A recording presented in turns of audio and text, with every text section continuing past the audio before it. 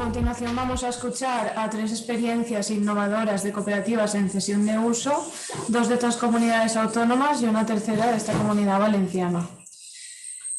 Cada experiencia nos contará un poquito su caso y el régimen económico que han desarrollado previsto. Pues entonces pasamos a la segunda experiencia llamada Chuntase, Cooperativa de Cohousing Asturias.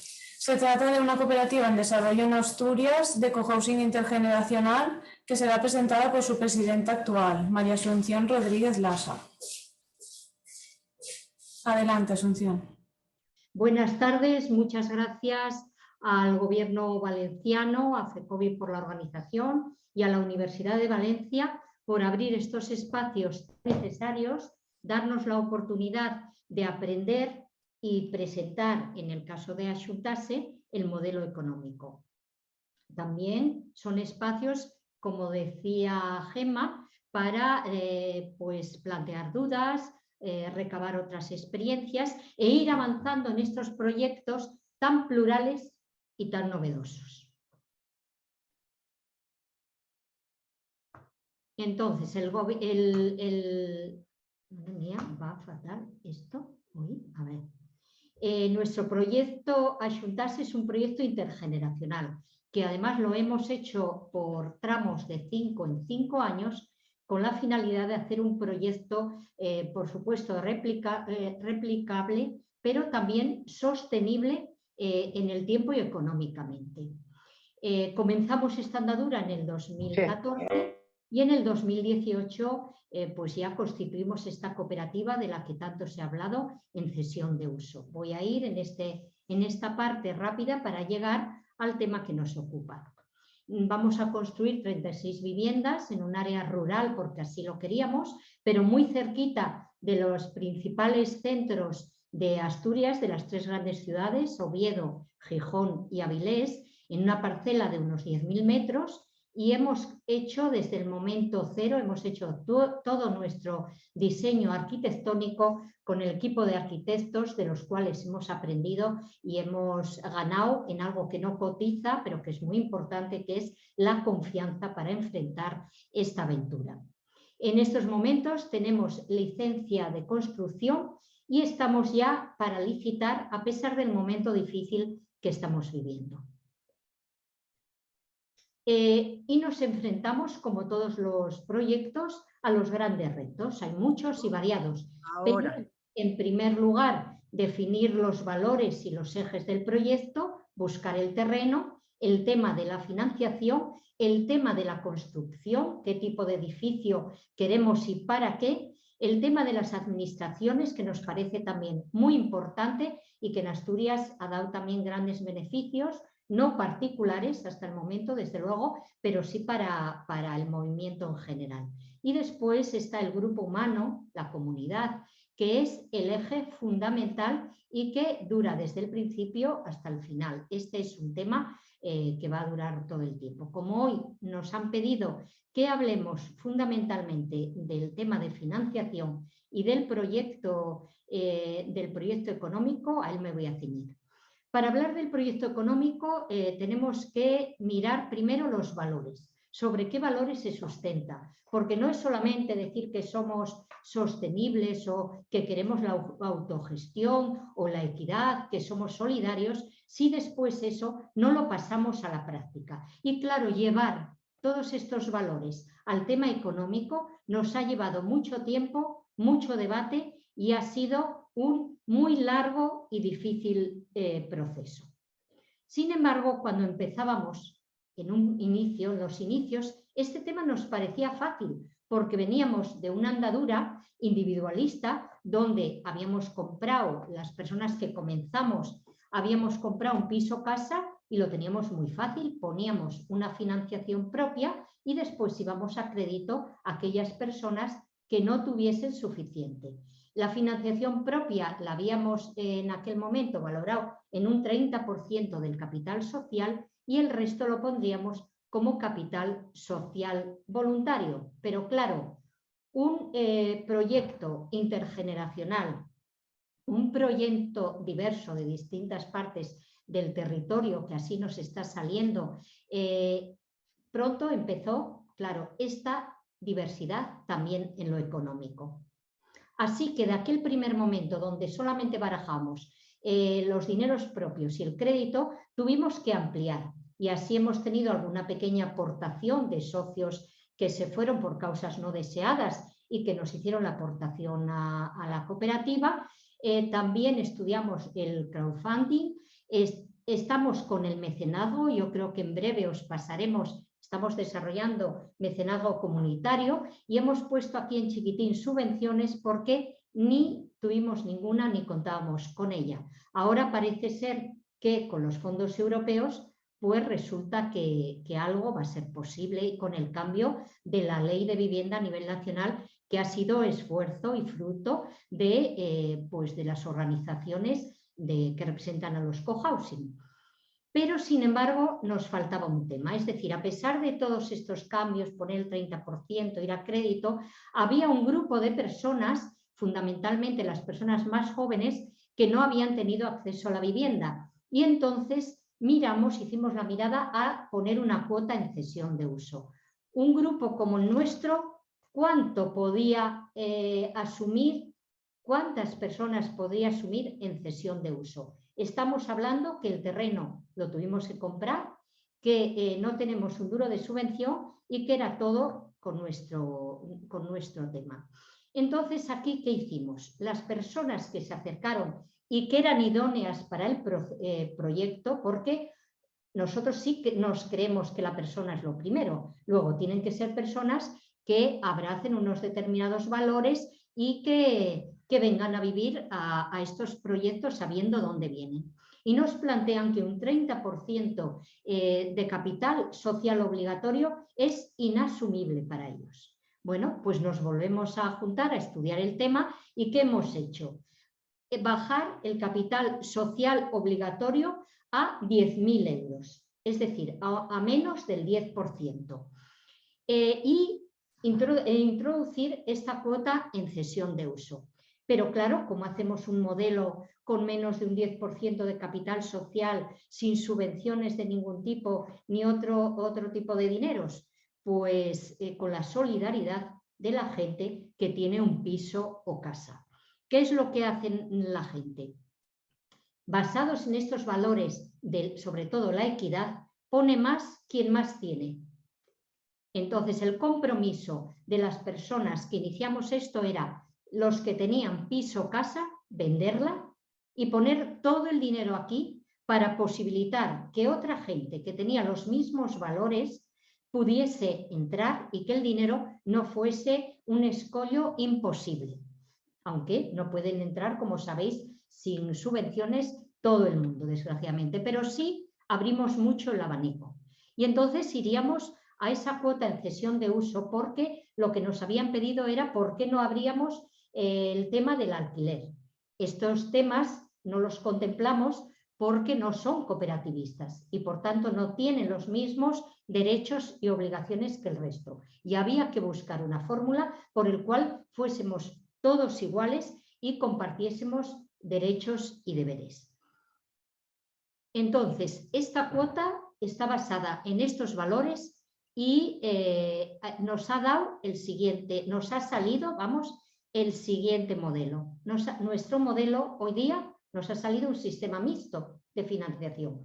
Por una parte, mantenemos de donde partíamos, es decir, un capital social, el 100% de capital social, que aquí una parte de las personas van a poner todo y otra parte van a poner todo lo que pueden y el resto como hipoteca. Este capital social se devuelve todo, pero este capital social es lo que llamaría Juan Garibi, que nos enseñó muchos términos, pues esto es el músculo económico de la cooperativa para poder construir y hacer esta otra modalidad de cesión de uso. En la modalidad de cesión de cuota de cesión de uso o cuota de uso, aquí podrían 10.000 euros y una cuota que sería para cubrir pues, los gastos que tuviese la cooperativa.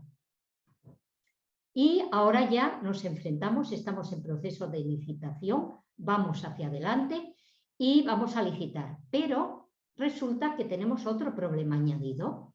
Al ser un tema intergeneracional y ser 36 viviendas, no tenemos todos los cooperativistas, porque hemos aprendido en este periodo a cuidarnos mucho, a cuidar a las personas y al entrar sabiendo a qué proyecto venimos, porque las crisis aquí nos están destruyendo. No en vano, ahora no tengo cifras, pero partíamos de que un 90% de los grupos que empiezan fracasan. Y ahí lo hemos estudiado mucho. Entonces, como no queríamos entrar, no ponernos nerviosos con entrar gente, tenemos una lista de espera y de interesados muy grande, pero poco a poco. Aquí entran cuando hemos hecho varios talleres, hemos tenido pues mucho contacto y nos conocemos un mínimo. Entonces, ¿cómo construir una parte? Las 36 viviendas. Pues aquí hemos abierto el abanico y lo vamos a hacer de la siguiente manera. Poniendo el máximo dinero todo el mundo. Hay gente que pone el 100% y además va a hacer un préstamo. En vez de tener el dinero en el banco, pues resulta que va a ponerlo en la cooperativa mediante préstamo solidario. Y además vamos a abrir un mecenazgo comunitario por el cual pagaremos el mismo interés que pagaríamos a la banca. Y ahora nos surgía otro problema más, y que como vamos a pedir una hipoteca con carencia y va a haber en principio unas viviendas vacías que se van a ir ocupando durante el periodo y seguro cuando finalicemos, ¿cómo pagamos los intereses del crédito? Pues lo vamos a pagar, y acabamos de aprobarlo en asamblea, lo vamos a pagar solidariamente entre todos los cooperativistas. Porque la gente que tenemos en espera, ¿cuál es su perfil? Que están pagando un alquiler o a veces una hipoteca y es imposible pagar más. Con lo cual, únicamente pagarían los intereses solidarios y cuando finalizásemos se incorporarían y ya la cooperativa podría hacer frente sin ningún agobio al pago de la hipoteca. Y además otro tema interesante era el plan de viabilidad, que también, por si a alguien le puede venir bien, lo vamos aquí a destacar. Teníamos un plan de viabilidad que nos habían pedido las administraciones, los bancos, cuando empezamos a hablar con ellos, que era ir a un economista, pagar un dinero, darle unos datos que entonces ni lo sabíamos cuáles eran, y teníamos, pues nada, un documento. Eso no servía para nada para la cooperativa y mucho menos para autogestionarnos y tener datos ciertos. Pero en este largo camino, largo y rico camino, descubrimos dentro de la economía social y solidaria en la que participamos en Asturias y a nivel nacional, una empresa... Asunción, te informo que ya va terminando el tiempo por abrir un poco para las siguientes ponencias. Muy bien, pues nada, hicimos un plan donde vamos a meter no solo lo económico, sino lo medioambiental, social y cultural. Y todo esto con un equipo, no lo hicimos solo, sino con este gran equipo. Aquí nos tenéis en las redes sociales para todo lo que queráis y nada más, muchas gracias.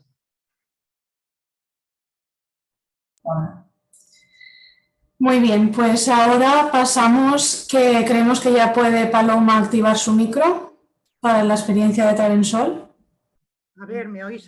Sí, ahora sí, Paloma. Bueno, menos mal.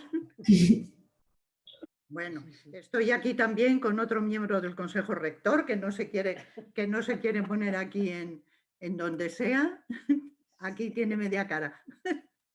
Bueno, pues Travensol, que significa Trabajadores en Solidaridad.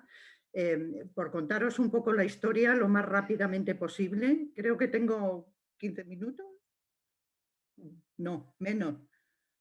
¿Cuánto tiempo hay, Sheila? 10 minutos, Paloma. Yo te iré avisando.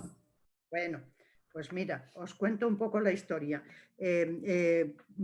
Travensol, que está a 61 kilómetros de Madrid, nace antes del año 2000, con dos grupos que tenían algún tipo de conexión de dos barrios de Madrid. Y hasta el 2002 no hicimos la cooperativa, no legalizamos la cooperativa, que era lo que queríamos hacer. Y a partir de ahí, pues a buscar terrenos, que justo era el boom de la construcción, y, por supuesto, nos vimos expulsados de Madrid inmediatamente. Con lo cual, yo creo que hemos ganado. La verdad que animo a la gente que vive en grandes ciudades a que a lo mejor se plantee el vivir en el campo o en un pueblito pequeño como estamos nosotros. Bueno, se hicieron más de 100 visitas porque ya había socios que estaban jubilados y estuvieron yendo a todos sitios para ver de encontrar algún sitio, primeramente en la provincia de Madrid, que era difícil, y después también en Toledo, en Guadalajara, en algunos sitios. Nos quisieron engañar por todos sitios, todos los alcaldes nos decían que qué bien, pero después nos ponían en manos de mediadores que nos cobraban lo que no está escrito. Entonces, en todo ese tiempo íbamos cohesionando ese grupo de posibles convivientes y tejiendo como una afectividad que es necesaria después para la convivencia. Eso es muy importante. Estos son procesos largos, pero se pueden aprovechar para ir haciendo muchas cosas, ¿no? Bueno, yo creo que somos la segunda experiencia con este tipo de vivienda en cesión de uso. Y primero están las de Málaga, que llevan como 10 o 12 años más que nosotros, Málaga, Santa Clara. Siguiendo un poco cronológicamente y por no liarme, en el año 2004 empezamos a poner dinero. Y eso sí que ya fue como un hito, ¿no? Cuando la gente empieza a poner dinero es que tiene confianza en los responsables que están de alguna manera gestionando en las personas que estaban en el Consejo Rector. Éramos todos conocidos de momento, ¿no? Después se nos ha ido uniendo gente que conocíamos menos, amigos o amigos de amigos. Pero esto a mí me parece muy importante. Una vez que las personas, la confianza en este tipo de negocio, digamos, es muy importante. En el 2006, por una carambola, ya encontramos un terreno en un pueblito que tenía 900 habitantes, ahora ya tiene más de 1000. Y no es que nosotros, que somos 80, hayamos crecido mucho, ¿eh? Aquí no ha habido reproducción, pero de alguna manera hemos llegado a 1000, que parece que es un hito importante también en los municipios. Se compra el terreno a unos vecinos del pueblo. Hasta el 2011 no pudimos poner la primera piedra. Fijaros que son 5 años. 5 años que ha tenido que venir por aquí todas las consejerías de la Comunidad de Madrid, por si teníamos alguna mina de oro por debajo del terreno o teníamos unas ruinas romanas, de todo. Han tenido que venir de Bellas Artes, de... Sí, Asun, no digas que sí con la cabeza. Los ecologistas. Los ecologistas dándonos el tostón porque decían que íbamos a poner aquí unas viviendas tipo chalet para especular y para no sé qué y no sé cuánto. Esto era un terreno dotacional en el que cabíamos perfectamente dentro de la definición de los terrenos, ¿no? Se contrata a una gestora que nos facilita, una gestora que era cooperativa de viviendas. La cooperativa, no lo he dicho antes, pero me parece importante, que tuvimos que hacer fue de vivienda, pero ahora mismo tenemos que cambiar el objeto de la cooperativa porque nosotros somos más una cooperativa de consumo y servicios que de vivienda. No nos dejan contratar directamente a personal de dependencia, por ejemplo. Hay otras comunidades autónomas en esta locura de país que tenemos de 17 una ley general y 17 variantes, pues, y en Madrid siguen en la misma, porque hay otras cooperativas que están intentando seguir este mismo camino y también les han obligado a hacer de vivienda, porque se va a construir, pero después vamos a vivir, entonces es casi más normal que fuera de consumo. Bueno, vuelvo a repetir que lo más importante es formar grupo, que la cohesión del grupo es muy importante, no solo para estas primeras decisiones que se van tomando, sino después en la convivencia. Es muy importante también el reglamento de régimen interno. Aquí, cuando ya estábamos viviendo aquí, aprobamos, siendo yo presidenta de la cooperativa, aprobamos el 12º borrador de reglamento de régimen interno y yo creo que lo hemos modificado 7 o 8 veces ya, porque es una cosa viva y tienes que ir dándole vueltas y vueltas y vueltas hasta que y vas ajustando, porque la realidad de la vida a veces no la puedes meter en normas, ¿no? Yo tengo una frase que a mucha gente le choca mucho, pero yo digo, hay que hacer normas, pero hay que tener una manga bastante ancha para poder hacer excepciones también, porque lo mismo que decíais de apartamentos o participaciones en la cooperativa que no se terminan de cubrir, cuando nos vinimos a vivir aquí había seis apartamentos que no estaban, y por lo tanto 6 participaciones que no habían desembolsado el dinero. Sí es verdad que habíamos hecho de forma interna un estudio de posibilidades por no tener que parar la construcción. Y entonces la mayoría, como somos un cohousing senior, que tenemos otros problemas, por ejemplo la dependencia, pero cuando éramos jóvenes nos obligaron a comprarnos la vivienda subvencionada, no subvencionada, con hipotecas 1000, pues podíamos vender nuestros pisos. Había gente que todavía no lo había vendido y todavía vivía en la casa. Hay gente que se vino casi con los obreros todavía por aquí danzando porque ya tenían apalabrada la vivienda y tenían que ir a algún sitio. O sea que las excepciones a veces, claro, siempre que las estudie, las analice y las acepte el Consejo Rector, que es el órgano entre asambleas. Bien, es verdad que no hemos tenido ningún problema económico, entrando ya un poco en lo financiero. Hemos pagado 145.000 euros todos los socios que estamos aquí. Cuando vinimos había 2 que lo completarían más tarde, pero pudimos también con el apoyo, sobre todo anímico, porque no lo utilizamos ni mucho tiempo ni mucho dinero, que nos hizo Fiare, que no sé si le habéis oído a Garibi, que dice que somos los peores clientes que han tenido porque se lo devolvimos. Nos abrió una línea de crédito de 3 millones y le devolvimos, y no utilizamos ni uno y se lo devolvimos en 2 años. Entonces, entiendo que para los bancos esto no es negocio ninguno, hacer todo un procedimiento y una historia y después quedarse así.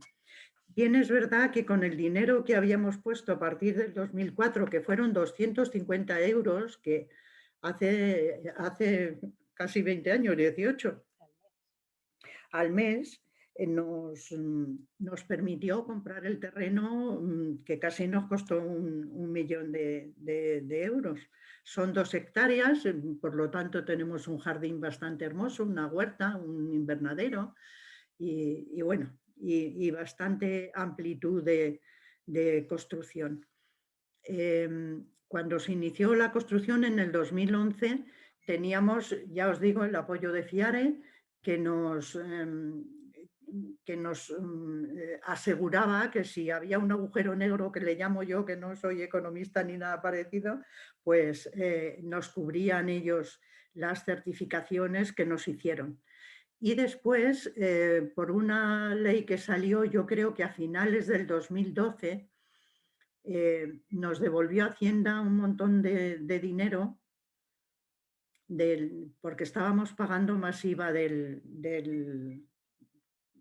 permitido, y entonces con ese dinero le devolvimos y parte de lo que ya habían aportado los que no habían completado los 145.000 euros, pues le devolvimos a Fiare, que no queríamos tener deudas, ¿no? También es verdad que ha habido mucha generosidad por parte de mucha gente. De los que empezamos a poner dinero en el 2004, teníamos pues casi, yo qué sé, 30.000 euros, teníamos mucho dinero cuando ya nos vinimos a vivir, que fueron unos cuantos años, claro, vinimos en el 2013. Entonces, bueno, a lo mejor éramos 2, puede ser. Pues con ese dinero que en aquel momento rentaba, nadie pedimos la rentabilidad de ese dinero y todo eso se quedó en la cooperativa.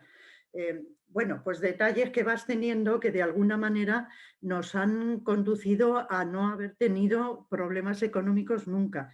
Tenemos un colchón bastante bien organizado. Bien es verdad que con relación a facturas, por ejemplo, nosotros facturamos con un 10% de IVA, que eso los que hacen números que los hagan, porque nos pareció que era mejor que nos devolviera el dinero a Hacienda, que fueron 700.000, yo que sé, un disparate, que después pagáramos un 10% de los servicios que tenemos. Paloma, un minutito si te parece. Bien. Para dar paso.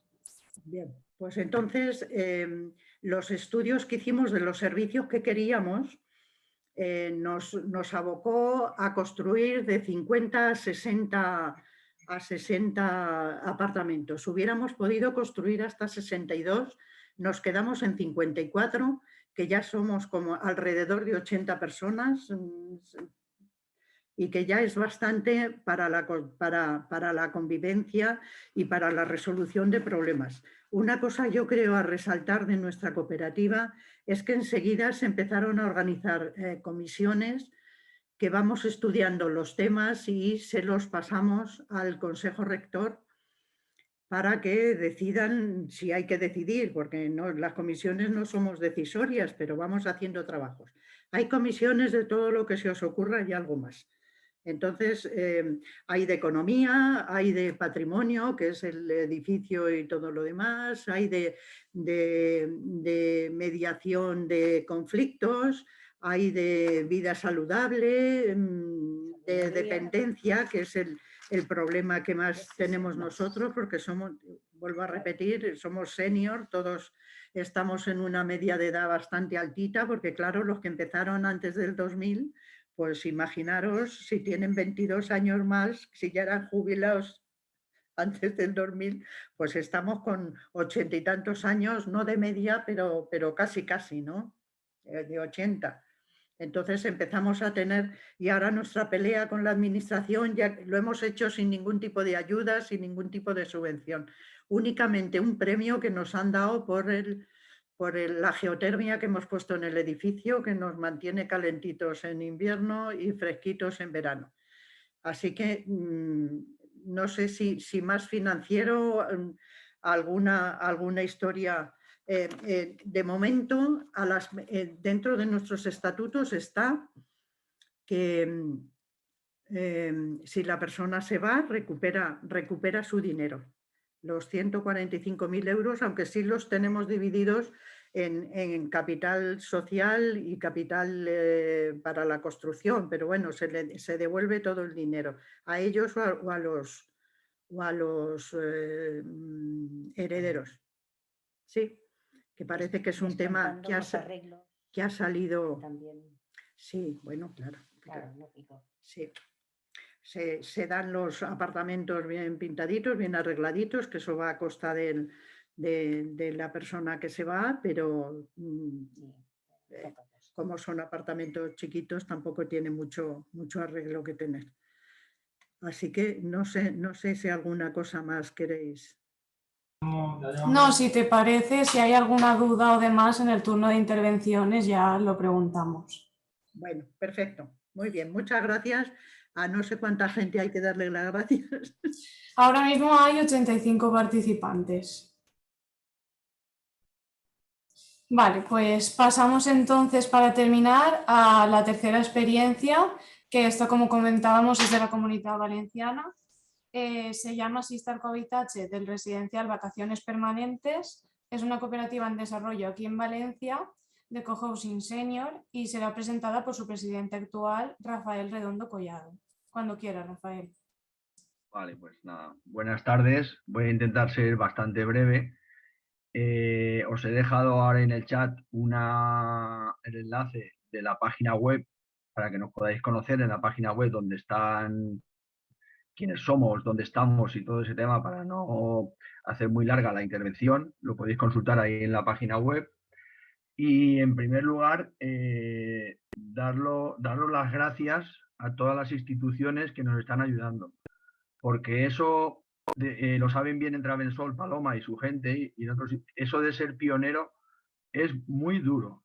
Es muy duro el ser pioneros en algunas iniciativas como este tipo. Nosotros nos creíamos que era más fácil, pero porque teníamos mucha ilusión en el 2019, cuando empezábamos un grupo de amigos y gente que nos hemos ido incorporando poco a poco a este proyecto, teníamos mucha ilusión. Nosotros, la verdad es que la mayoría de la gente, el tema era buscamos una solución a través de la colaboración y la ayuda mutua para los últimos años de nuestra vida, porque somos una cooperativa de cohabitache, que le llamamos aquí en el País Valenciano, senior, como Travensol. Entonces, nosotros lo que hicimos bueno, quiero dar las gracias, que no se me olvide, sobre todo a FECOBI, porque nosotros lo primero que hicimos es hablar con FECOBI y a través de ellos hemos conseguido el mayor apoyo de las instituciones, hemos conocido a las instituciones, a la Dirección General de la Vivienda, a la Dirección General de Cooperativas, etcétera. Y el otro día el conseller de Vivienda, pues también vemos que tenemos un apoyo muy grande de su parte. Pero todo eso lo hemos conocido a través de FECOBI. Entonces, desde el primer momento hemos estado asociados a FECOBI y, bueno, trabajamos con ellos, ¿no?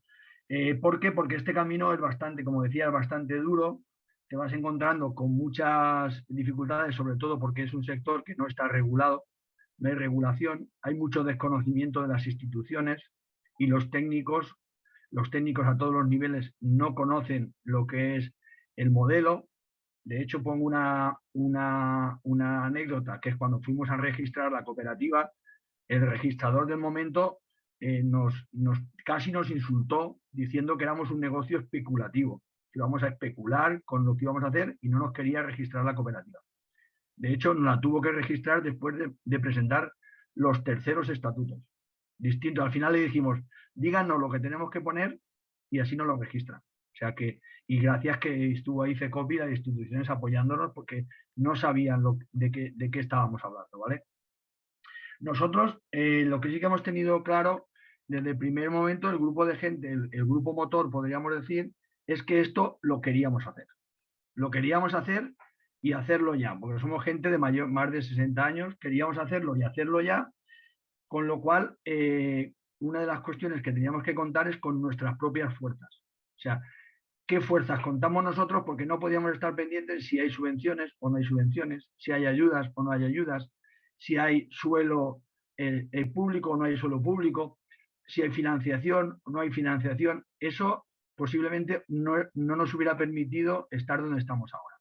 Entonces empezamos a gestionarlo nosotros, porque la gente que formamos la cooperativa actualmente somos 12 socios y nuestro proyecto es de 32.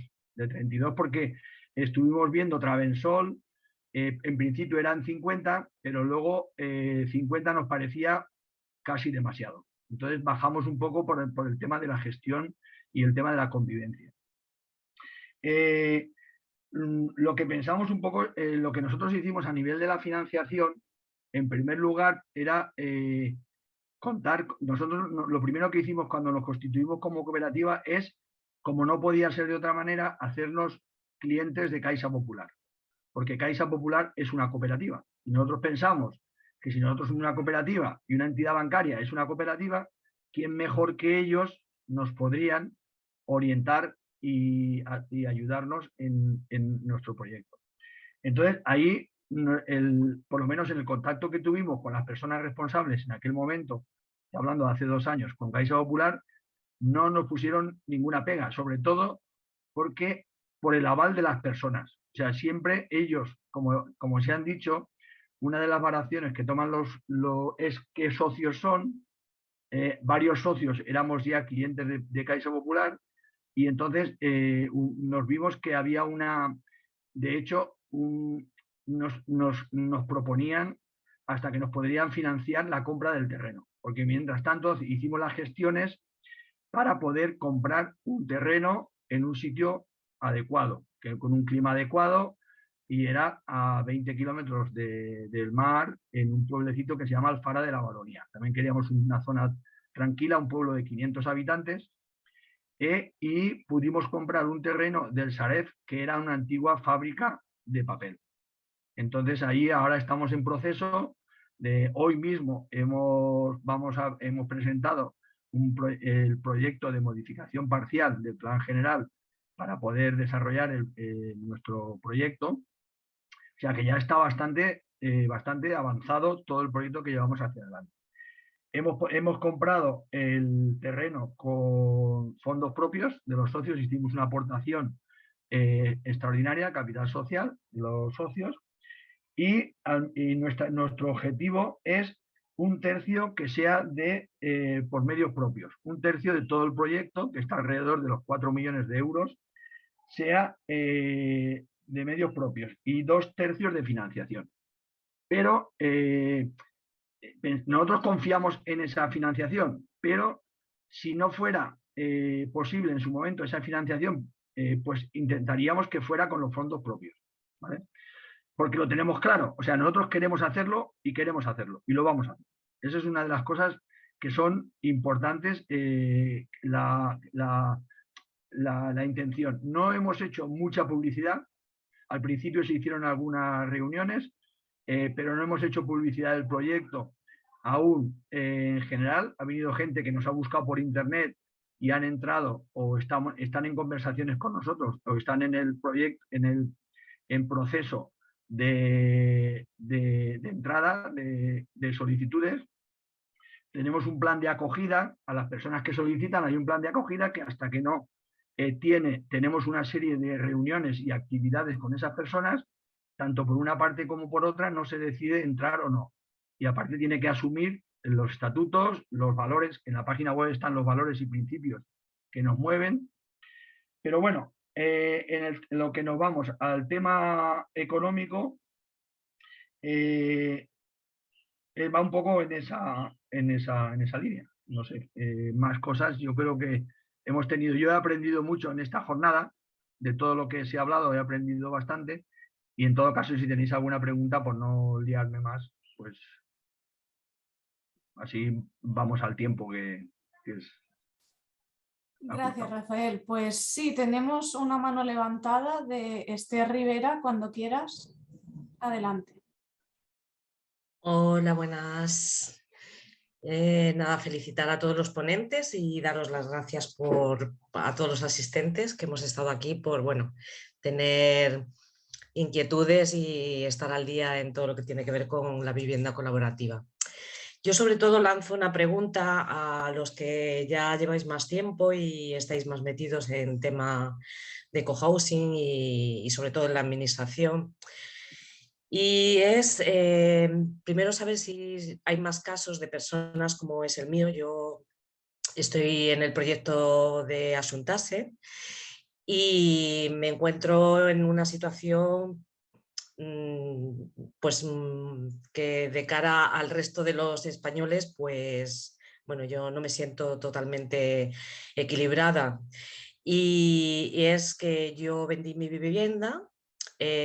Como todos sabemos, más o menos, Hacienda te da un margen de 2 años para que lo vuelvas a invertir en primera vivienda o en tu vivienda donde va a ser la usual, la que vas a habitar.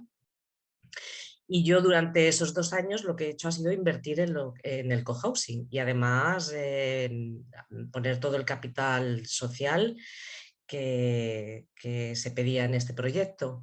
Y me encuentro con que yo voy a tener que pagar esa diferencia de cara a Hacienda. Yo no he invertido en una vivienda, yo estoy accediendo a cesión de uso y no está contemplado. Entonces, mi pregunta es si hay algún camino, alguna vía, si hay más personas como yo que estén luchando porque de cara a la administración esto se contemple.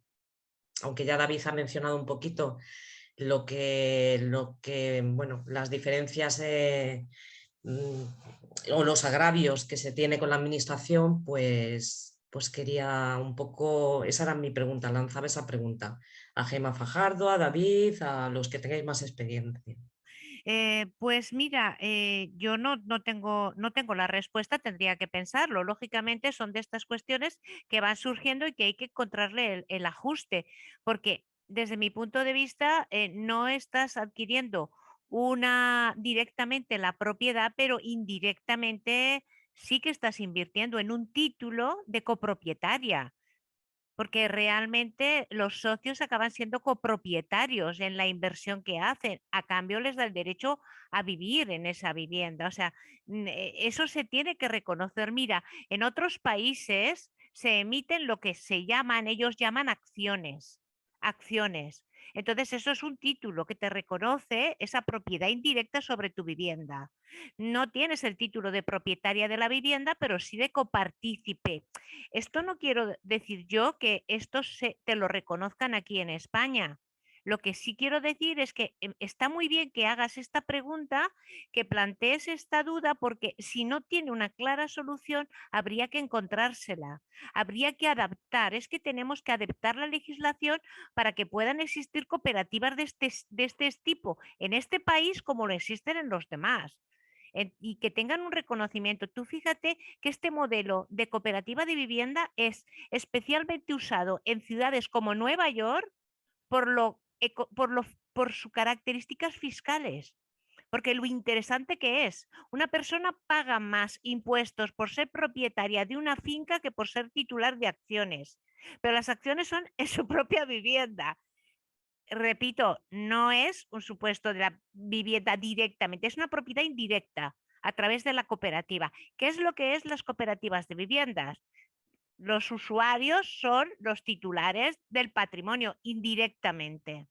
Entonces Claro. habría que buscar el encaje, pero yo me voy a callar porque a lo mejor alguien ha tenido esa experiencia y te puede dar una respuesta más acertada. Pero ya de momento agradezco mucho tu intervención y que plantees este Claro, problema. es que pienso que además de aquí a un futuro que se anime más gente joven o de una mediana edad, que no estás en senior, pero tampoco estás iniciando tu vida familiar, pues se van a dar más casos y es Sí. que estamos totalmente desequilibrados ante la ley y es injusto porque yo no tengo vivienda y lo puedo demostrar y yo estoy invirtiendo este dinero y lo puedo demostrar. Sí, sí, está claro, sí, sí, sí, sí. No sé si alguien quiere añadir algo. Yo lo apunto para estudiarlo, pero quizá alguien tenga alguna respuesta. Me parece interesante y me recuerda al problema que también se planteó, y esto María Asun lo conocerá muy bien porque fue precisamente en Asturias donde encontraron un criterio interpretativo para hacer posible que en estos modelos de vivienda se pudieran recibir servicios asistenciales, ¿no? Cómo las leyes hay que buscar luego ese encaje para hacer posible que las personas podamos satisfacer nuestras necesidades. No estamos haciendo nada ilegal. Lo que pasa es que hay muchas formas de convivir y muchas formas de organizar los servicios que se prestan, pero hay luego que ajustar la legislación.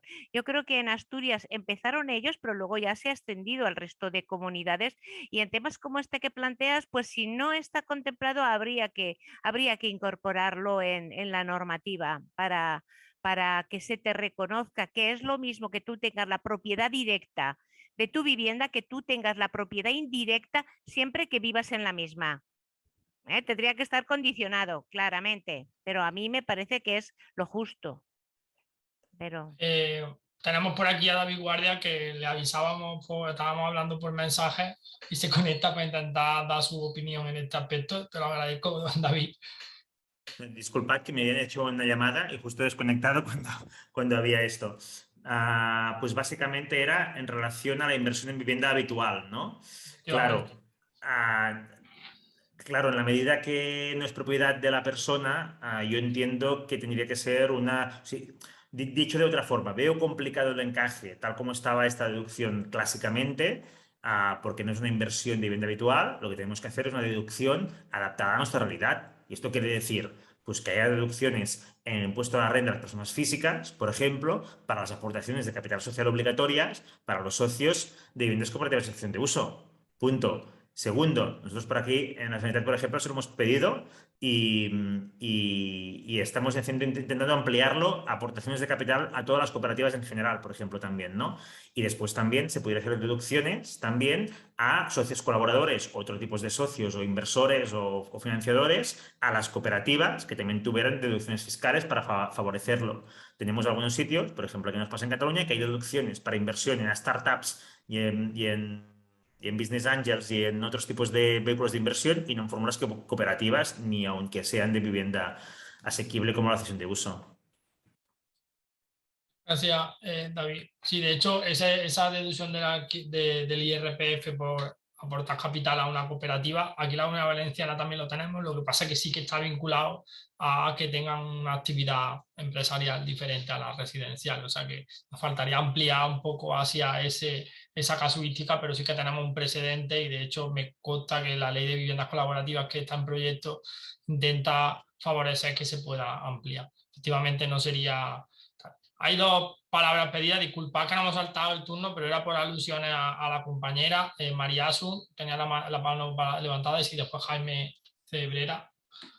Sí, es que este tema que plantea Esther, entendemos, porque ya hay otros dos casos, que penaliza a los cohousing intergeneracionales. Las gentes que venden con más de 65 años no tienen que pagar esto, pero a los menores que invierten en cohousing no se les considera su vivienda habitual, no son un caso aislado, sino que penalizan a toda una serie de gente más joven que quiera invertir en la cooperativa en cesión de uso, o sea, no consideran vivienda habitual.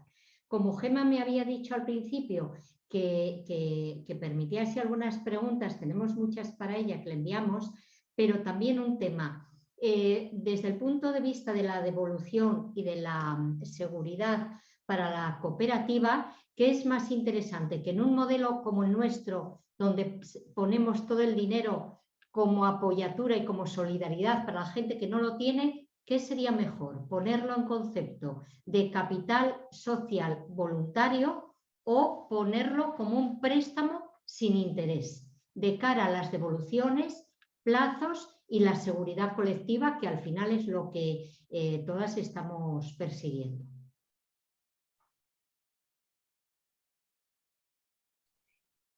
Es una pregunta compleja para tener que estudiarla, ¿eh? Yo no te puedo decir porque fíjate que aquí incluso nos estamos planteando la posibilidad del modelo, un modelo u otro. Hombre, yo sí que creo que, mira, tenemos que podemos jugar con varios instrumentos. Las aportaciones voluntarias, las aportaciones obligatorias, todas podrían ser reembolsables.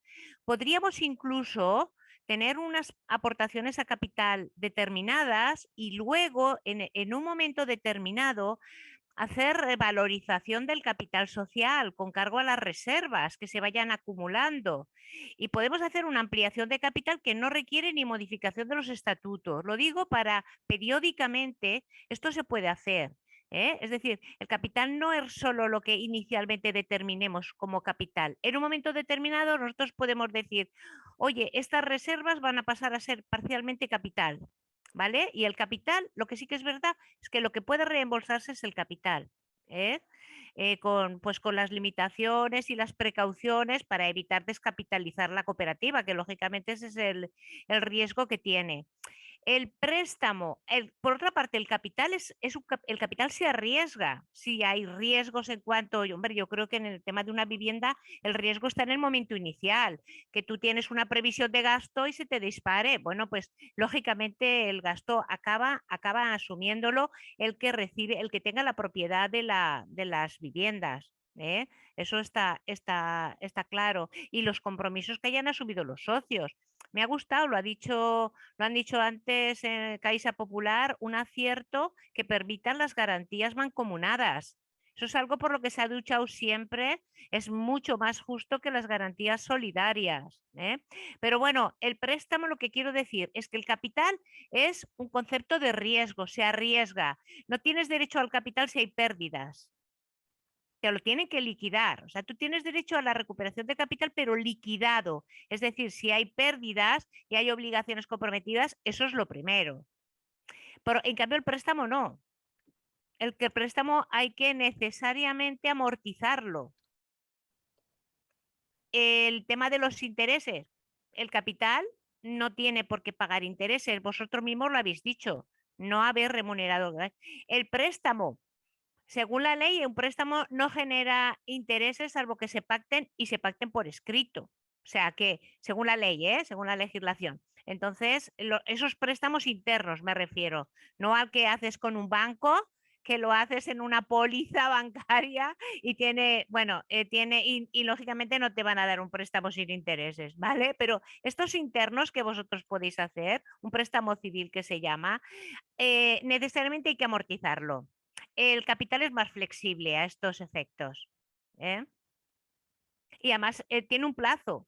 El préstamo tiene un plazo de devolución. El capital no. El capital, fijaros, hay que distinguir. Una cosa es que un socio se dé de baja y cuando un socio se da de baja lo comunica, quiere decir que ya no sigue comprometido con la cooperativa, por lo tanto no le podíamos exigir nuevas aportaciones o nuevos compromisos, ni por supuesto tendría derecho a seguir ocupando una vivienda. Y otra cosa es cuando se le liquide su aportación, ¿vale? La liquidación, la devolución, en su caso, no es con ocasión, es por causa de, pero no tiene por qué ser inmediata ni muchísimo menos. Eso lo mejor es que estuviera previsto en los estatutos. Y en todo caso, aunque no esté previsto en los estatutos, la ley permite esa devolución aplazada. No sé, te he contestado varias cosas porque que me van surgiendo porque realmente ese problema que tú me planteas tiene también una perspectiva fiscal que yo no puedo dártela porque no es mi especialidad, ¿eh? Entonces, hay un aspecto contable que no es mi especialidad, hay un aspecto fiscal que tampoco es mi especialidad y todo eso habría que estudiarlo para darte una respuesta más completa, ¿sabes, María Asun? Vale, muchas gracias. Pasamos a Jaime Cabrera y lamento, pero tiene que ser la última palabra. De hecho, pido un poco porque hay también tres personas esperando para clausurar esta jornada, que ya llevamos 30 minutos de retraso y también un poco por respeto a las personas que están aquí esperando a la clausura, tenemos que ir cortando. En cualquier caso, recogemos las preguntas e intentaremos también transmitir la respuesta a ellas para en la medida de lo posible dar respuesta a ello. Jaime Cabrera. Sí, era en relación con la pregunta que hacía Esther. Ella está planteando no una deducción, sino la figura de la exención por reinversión cuando uno vende la vivienda habitual. Obviamente la deducción por adquisición de vivienda hace años que desapareció y solamente está un régimen transitorio para aquellos que adquirieron una vivienda antes de la fecha esa transitoria. Entonces, efectivamente, el problema que se plantea es que, que la figura de la exención por reinversión te exige reinvertir la cantidad de que está exenta en una nueva vivienda. Y lo que están planteando es que, claro, que aquí se invierte de forma indirecta. Se podría plantear en todo caso una consulta, pero previamente intentaría pactar con las autoridades un poco la respuesta para dar cabida, porque si no, estoy de acuerdo con Gemma que no cabe otra que el encaje, dar la lata con un encaje normativo de que se cambie la norma para que la exención por reinversión también se pueda materializar de la manera que están planteando a través de un cohousing. Y después, claro, el problema no surge para los mayores de 65 años, porque cuando uno tiene más de 65 años y vende la vivienda, pues no tiene que pagar Hacienda por la ganancia que tenga. Era lo que quería apuntar. Pues muchas gracias, de hecho te lo agradecemos porque ha dado una respuesta mucho más, creo que hay mucho en conjunto, una respuesta tal. Pues si os parece, y si no hay ninguna, salvo que no haya ninguna intervención así en respuesta a ello, damos paso a la clausura y para ello le doy la palabra a la directora de UDESCOP, que hará de anfitriona de esa mesa de clausura. Adelante, María José.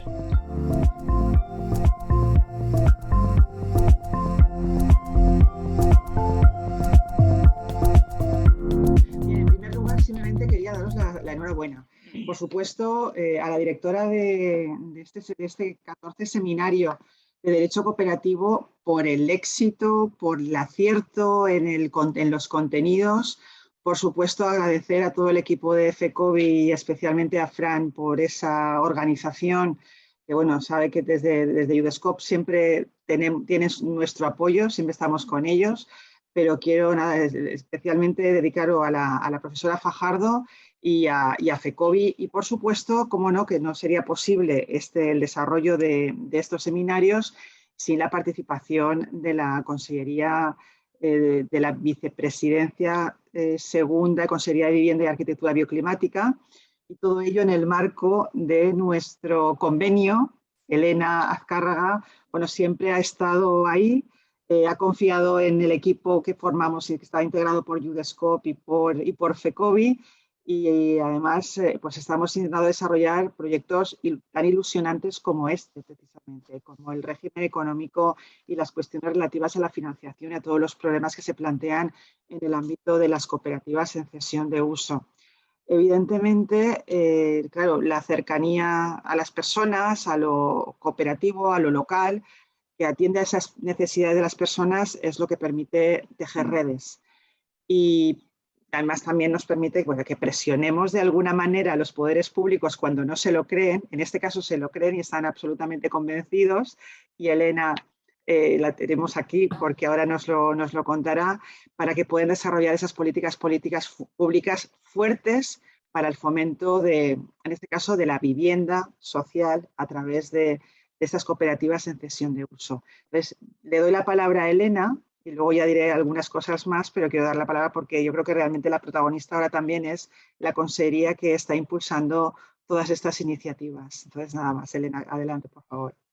Muy bien, muchas gracias, María José. Bueno, protagonista ninguno. En realidad nosotros nos sumamos al movimiento cooperativo que lleváis ya muchos años peleando por que estos modelos residenciales puedan salir adelante, y realmente la Consellería de Vivienda lo único que hace es apoyar y tratar de acompañar a todos los proyectos que están surgiendo en la Comunidad Valenciana, y que con el ánimo, creo que todos conjuntos, sumando desde la universidad, desde los movimientos cooperativos, los proyectos que estáis aquí y también desde las administraciones, pues tratando de que salgan las primeras experiencias de vivienda colaborativa en la Comunidad Valenciana, y que salgan además con éxito, pues para que puedan ser replicables y para que se puedan salir muchos más proyectos en la comunidad, igual que están saliendo y que son ejemplo pues en Cataluña, con la experiencia que nos ha contado el compañero de Sostres Civic, y de todas las experiencias que están saliendo en otras comunidades autónomas.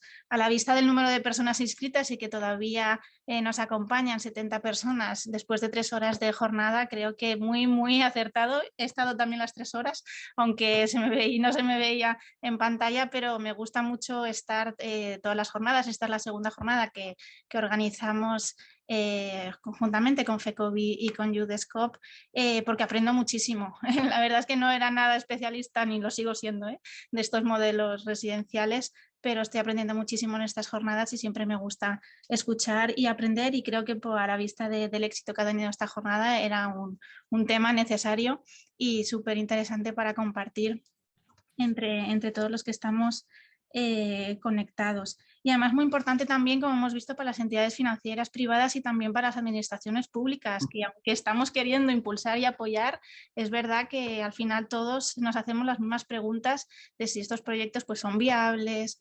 y aunque lo queremos apoyar, pues siempre nos hacemos las mismas preguntas, porque al final es dinero público, es suelo público, son ayudas públicas, lo que queremos ¿no? impulsar y promover, y que lleguen a estos proyectos cooperativos, y es importante. Todos nos hacemos dudas también por desconocimiento, y creo que estas jornadas también ayudan a conocer mejor el modelo, a ver que hay entidades financieras como Caja Rural, como Caixa Popular y Fiare Banca Ética, que nos han explicado sus experiencias, y que creo que con el impulso público y el aval público pues pueden salir adelante en la Comunidad Valenciana. Blanca también ha contado ya todas las iniciativas que estamos desarrollando. Conocéis el anteproyecto de ley de viviendas colaborativas. Creo que es una oportunidad buenísima para incorporar todas estas deficiencias que tiene la normativa en la Comunidad Valenciana, para que están poniendo un poco de obstáculos para que se desarrollen estos proyectos. Pues también estamos trabajando en la cesión de suelo público, tanto autonómico, que queremos sacar un concurso el año que viene en el marco de los fondos europeos, y también estamos hablando con ayuntamientos para que nos cedan sus suelos y poder ceder suelo público municipal a las cooperativas de viviendas. También desarrollaremos también el año que viene las ayudas del plan estatal, que también se ha comentado. Por primera vez el nuevo plan estatal de vivienda incorpora un programa específico de ayudas para la vivienda colaborativa, cohousing, proyectos intergeneracionales, etcétera. Y también, pues nada, voy a ser muy breve porque llevamos mucho tiempo, os he hablado muchísimo. Agradeceros sinceramente la organización y todas las experiencias que nos habéis contado, desde todas las experiencias de Travensol, Sistarco, Habitache. También hemos tenido últimamente oportunidad de hablar con Rafael de su cooperativa de vacaciones permanentes y también ayudarles un poquito con el ayuntamiento a que conocieran un poquito el proyecto y que pueda salir adelante también. Y a la cooperativa de Asturias, que siempre también son ejemplo en el marco también de los servicios sociales y cómo ellos están impulsando estos proyectos desde otro punto de vista, que no es solamente, ¿no?, el modelo residencial, y también el modelo unido al asistencial, que también es muy interesante. Sin más, agradeceros la organización y acabamos con la clausura de esta jornada. Muchas gracias. Muchísimas gracias, Elena, también, como siempre, por tu intervención. Siempre, además, nos ayudas a reflexionar y acabar de concretar esas ideas. Es evidente que, desde alguna manera, la economía social fortalece esos criterios sociales, el tejido industrial, el emprendimiento colectivo y, además, claro, obliga al legislador siempre a elaborar normativa acorde con las necesidades que vamos detectando y que aquí han quedado de manifiesto. Por supuesto, las cooperativas de viviendas y precisamente este nuevo régimen de cesión de usos es la alternativa, es un modelo innovador que proporciona esta vivienda autogestionada, sin costes. No son inversores, yo creo que ha quedado meridianamente claro en esta sesión que no son inversores, tienen necesidades comunes que buscan una satisfacción y participan directamente en la actividad económica. Es decir, satisfacen las necesidades de vivienda a los socios, a los familiares, y les procuran, pues eso, normalmente les procuran una serie de servicios para cumplir esas necesidades. Por supuesto, es la elección de esta opción frente a otras formas jurídicas, bueno, no está exenta de problemas jurídicos, de problemas económicos, de problemas fiscales de todos los ámbitos. Tienen plena cabida en nuestra legislación estatal. Es decir, la propia ley de cooperativas estatal es posible en el artículo 89 y siguientes, también en el artículo 91 del decreto legislativo de cooperativas, pero siguen habiendo muchísimas dudas que en muchísimas ocasiones vienen de alguna manera cubiertas esas dudas a través del desarrollo de esos reglamentos de régimen interno, de los que se hablaba también hoy. La normativa sobre cooperativas, claro, no lo define de manera clara, pero sí que nos puede ayudar. Entonces sí que es necesario quizás una cierta clarificación o al menos indicar, como comentaba yo hoy precisamente en la conversación que he tenido esta mañana, que precisamente a lo mejor quizás tendríamos que explicar cómo se pueden hacer con la legislación vigente actual, es decir, hasta dónde se puede llegar y qué es lo que necesitamos para conocer, pues, el impacto que podría tener en esta actividad, pues, una nueva normativa, por ejemplo. Entonces, sí que es importante la financiación. Es una de las cuestiones más controvertidas, lo estamos sufriendo. Durante el año pasado fue el tema objeto estrella del convenio que tenemos entre Judescop, con FECOBI y con la Consellería. La directora general lo sabe. Hemos hecho trabajos precisamente en este ámbito. Hemos intentado, porque es un tipo de proyectos que tiene mucho más riesgos. Las entidades de crédito no acaban de visualizarlo. Gracias, bueno, pues tenemos ya la suerte de contar con la banca Fiare, tenemos la Caja Central también que está trabajando en ello, Caixa Popular, y sí que aquí hay que aclarar sobre todo el régimen jurídico de las aportaciones sociales, que es lo que, bueno, hemos venido también analizando en los informes el año pasado con el convenio del año pasado, en las cuestiones relativas a la autofinanciación, pues que se integre por los excedentes que genera la cooperativa, la financiación externa tradicional, esos préstamos bancarios, esas pólizas de crédito, las obligaciones, las participaciones especiales, la creación de títulos participativos, Y dentro de esa financiación externa tradicional, bueno, pues esos préstamos otorgados por la banca ética y las subvenciones, es decir, emitir obligaciones,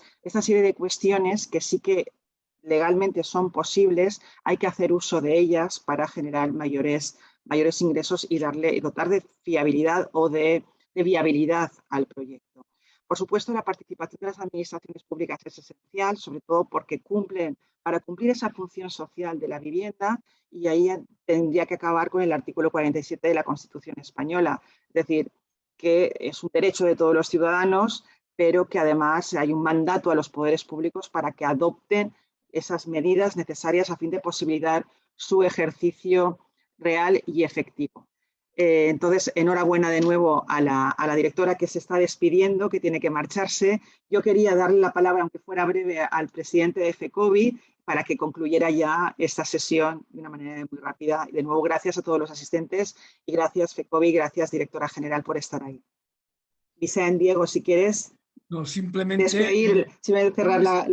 Només que puc dir que moltes gràcies, María José, muchas gracias, Elena, muchas gracias, Gemma, als ponents, moltes gràcies, a los que estáis ahí aún y habéis aguantado más de 3 horas, muchas gracias, gracias, gracias, gracias. Bien, pues gracias a todos y ya damos por clausurada la sesión.